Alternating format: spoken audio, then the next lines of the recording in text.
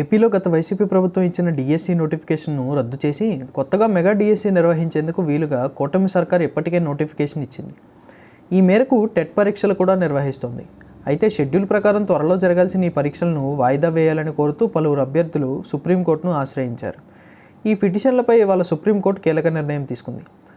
రాష్ట్రంలో డిఎస్సితో పాటు టెట్ పరీక్షలు కూడా వాయిదా వేయాలని కోరుతూ దాఖలైన పిటిషన్లపై ఇవాళ సుప్రీంకోర్టులోని జస్టిస్ దీపాంకర్ దత్తా నేతృత్వంలోని ధర్మాసనం విచారణ జరిపింది. ఈ మేరకు 6 అభ్యర్థులు దాఖలు చేసిన పిటిషన్పై విచారణ జరిపిన సుప్రీం ధర్మాసనం వీరు లేవనెత్తిన కారణాలు సమంజసంగా లేవని అభిప్రాయపడింది. దీంతో వీరి పిటిషన్లను కొట్టేస్తూ నిర్ణయం తీసుకుంది. అయితే ఇతరత్ర సమస్యలు ఏవైనా ఉంటే మాత్రం రాష్ట్ర హైకోర్టును ఆశ్రయించాల్సిందిగా పిటిషన్లను దాఖలు చేసిన అభ్యర్థులకు సుప్రీంకోర్టు సూచించింది.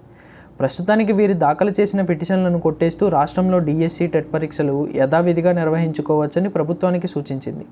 దీంతో ప్రభుత్వం వచ్చే నెల 6 నుంచి జూలై 6 వరకు ఈ పరీక్షలు నిర్వహించి టీచర్ల ఖాళీలను భర్తీ చేసేందుకు సిద్ధమవుతోంది. మొత్తం 16,347 పోస్టులకు ఈసారి డిఎస్సి పరీక్షలు నిర్వహించనున్నారు. మరోవైపు వచ్చే నెల 4న తాను జనంలోకి వచ్చి తీరుతానని వైసీపీ అధినేత జగన్ ప్రకటించారు. ఆ రోజు వెన్నుపోటు పేరుతో కూటమి సర్కారుపై ఉద్యమించాలని నిర్ణయించినట్టు తెలిపారు. ప్రజలను సమీకరించి రాష్ట్ర వ్యాప్తంగా ధర్నాలను, నిరసనలు తెలిపి కలెక్టరేట్లలో ఉద్యమించాలని నిర్ణయించనున్నారు. దీనిపై తాజాగా జగన్ ఓ ప్రకటన చేశారు. అయితే ఇలా ఇప్పటికీ అనేక సందర్భాల్లో జగన్ ప్రకటనలు చేసినా ఆయన బయటకు రాలేదు. కానీ ఈ దఫా మాత్రం ఖచ్చితంగా తాను బయటకు వస్తానని, ప్రజల మధ్య ఉంటానని జగన్ చెబుతున్నారు. తద్వారా చంద్రబాబు ప్రభుత్వంపై ఒత్తిడి పెంచుతానని అంటున్నారు. అయితే జగన్ వేసిన ఈ స్కెచ్ వెనుక కీలక కారణాలు ఉన్నాయని అంటున్నారు పరిశీలకులు. ప్రభుత్వం ఎవరూ కోరకుండానే వచ్చే నెల 12 నుంచి పథకాల అమలుకు శ్రీకారం చుట్టింది. వీటిలో ప్రధానంగా తల్లికి వందనం కార్యక్రమం ఉంది. దీనిని వచ్చే నెల స్కూళ్లు తెరిచే వాటికి ప్రారంభిస్తామని స్వయంగా చంద్రబాబు ప్రకటించారు.